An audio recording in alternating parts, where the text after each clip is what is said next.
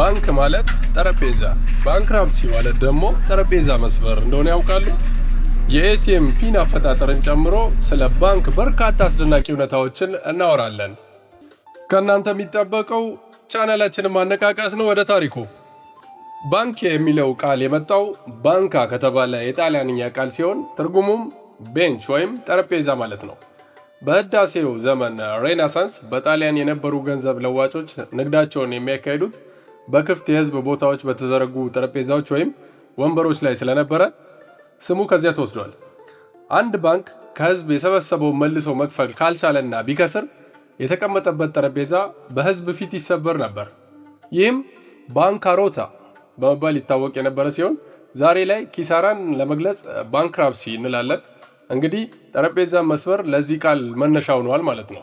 ከክርስቶስ ልደት በፊት በ3000 ዓመተ ዓለም ገደማ በነበሩ በጥንታዊቷ ባቢሎን የባንክ አገልግሎት በሃይማኖታዊ ቤተ መቅደሶችና በቤተ መንግስታት ውስጥ ይሰጥ ነበር።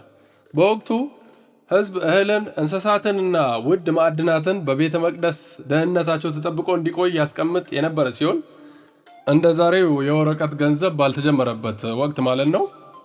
የመረጃ አያያዛቸውን ስንመለከት ደግሞ የብድርና የማስቀመጥ መረጃዎች የሚመዘገቡት በሸክላ ጽሁፎች ወይም ክሌ ታብሌት ላይ ነበረ። ወደ ዘመናዊ የባንክ አጀማመር ስንመጣ የመጀመሪያው ዘመናዊ ማዕከላዊ አሰራር ያለው ባንክ ደግሞ በ1397 እንደ ኤሮፓ አቆጣጠር በጣሊያን ፍሎረንስ የተቋቋመው ሚዲቺ ባንክ በመባል ይታወቃል።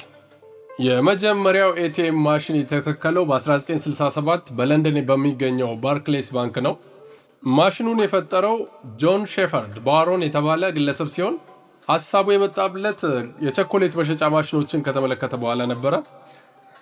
እዚህ ላይ የሚገርመው ነገር የኤቲኤም ካርድ የሚስጥር ቁጥር የተፈጠረበት መንገድ ነበረ። የኤቲኤም ማሽን ፈጠራ ባለቤቱ ጆን ሼፈርድ ባሮን መጀመሪያ ላይ ባለ 6 ዲጂት የይለፍ ቃል ወይንም ፒን አዘጋጅቶ ነበረ። ነገር ግን ባለቤቱ ከ4 ቁጥር በላይ ማስታወስ እንደተቸገረች ሲረዳ ወደ 4 ዲጂት ቀየረው። በዚህ ምክንያት ዛሬ ላይ አብዛኞቹ ባንኮች ባለ 4 ዲጂት ፒን ይጠቀማሉ። ቀደም ብለን ሚዲቺ ባንክ የመጀመሪያው ባንክ ነው ብለን ነበረ። ነገር ግን አሁን በስራ ላይ የለም። በዓለም ላይ ሳይዘጋ እስካሁን ድረስ አገልግሎት በመስጠት ላይ የሚገኘው እጅግ ጥንታዊ ባንክ በጣሊያን ሲየና የሚገኘው ባንካ ሞንቴ ዲ ፖስቺ ዲ ሲየና ነው። ረጅም ነው ስሙ። ይህ ባንክ የተቋቋመው በ1472 እንደ ኤሮፓ አቆጣጠር ከ500 ዓመታት በፊት ሲሆን መጀመሪያ ላይ የተቋቋመው ለድሆች እና ለችግረኞች ዝቅተኛ ወለድ ያለው ብድር ለማቅረብ በሚል የበጎ አድራጎት ዓላማ ነበረ።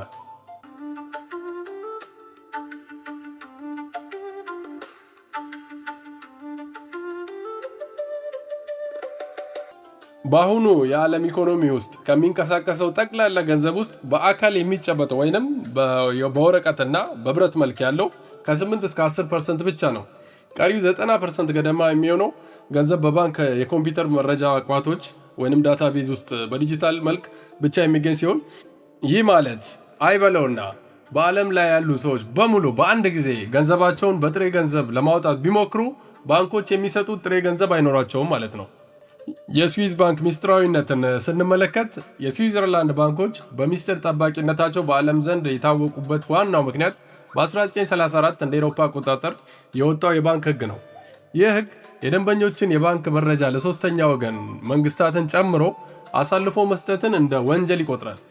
ይልቁንም የቁጥር ሂሳብ ወይንም ነምበርድ ባንክ አካውንት በመጠቀም የደንበኛው ስም ሳይሆን ቁጥር ብቻ እንዲታወቅ በማድረግ የደንበኞችን ማንነት ሙሉ በሙሉ በመሸፈን የሚታወቁ ሲሆን ይህም በሁለተኛው ዓለም ጦርነት ወቅት አይሁዶች ንብረታቸውን በናዚ እንዳይወረሱ ለመጠበቅ በእጅጉ ይጠቀሙበት ነበረ።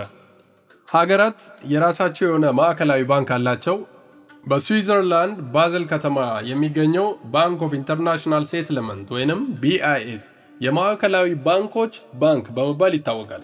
በ1930 እንደ ኤሮፓ አቆጣጠር የተቋቋመው ይህ ተቋም የዓለም ማዕከላዊ ባንኮች እንደ አሜሪካው ፌዴራል ሪዘርቭ፣ የአውሮፓ ማዕከላዊ ባንክ ወዘተ የሚሰበሰቡበት የወለድ ተመኖችንና የገንዘብ ፖሊሲዎችን የሚመክሩበት ቦታ ነው።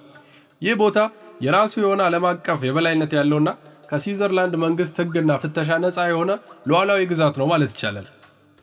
ዓለማችን ላይ ብዙ አይነት የባንክ ዝርፊያዎችን ሰምተን ሊሆን ይችላል። ነገር ግን ዓለም እስካሁን ትልቁ የባንክ ዝርፊያ ብላ የመዘገበችውን ስንመለከት በታሪክ ውስጥ ከተፈጸሙ ትላልቅ የባንክ ዘረፋዎች አንደኛው በ2003 እንደ አውሮፓ አቆጣጠር አሜሪካ ኢራቅን ከመውረሯ ጥቂት ቀናት ቀደም ብሎ በባግዳድ በሚገኘው የኢራቅ ማዕከላዊ ባንክ የተፈጸመው ነው።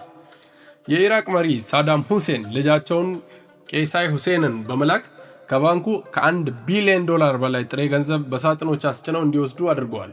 ይህ ዘረፋ ያለ ምንም መሳሪያ ወይም ግጭት በትዕዛዝ ደብዳቤ ብቻ የተፈጸመ ትልቅ ዘርፊያ ነው ተብሎ እስካሁን ተመዝግቦ ይገኛል። በአሁኑ ወቅት በዓለም አቀፍ ደረጃ ከ1.4 ቢሊዮን በላይ የሚሆኑ አዋቂዎች የባንክ ሂሳብ የላቸውም። ይህ አሃዝ ከ18 ዓመት በታች የሆኑ ወጣቶችንና ህጻናትን ቢያካትት እጅግ ብዙ መሆኑን መገመት ይቻላል። አብዛኞቹ የባንክ ሂሳብ ከፍተው የማያውቁ ማህበረሰቦች የሚኖሩት በታዳጊ ሀገራት ውስጥ የሚኖሩ ሲሆን የዲጂታል እና የሞባይል ባንክ እንደ ኤም-ፔሳ ያሉ መስፋፋት ግን ይህንን ቁጥር በፍጥነት እየቀነሰው ይገኛል። ወደ ቻናሌ ቤተሰቦች ለአሁኑ ያዝነው ይመስል ነበረ። ቻናላችንን ላይክ፣ ሼር፣ ሰብስክራይብ በማድረግ አነቃቁልን። ቻው።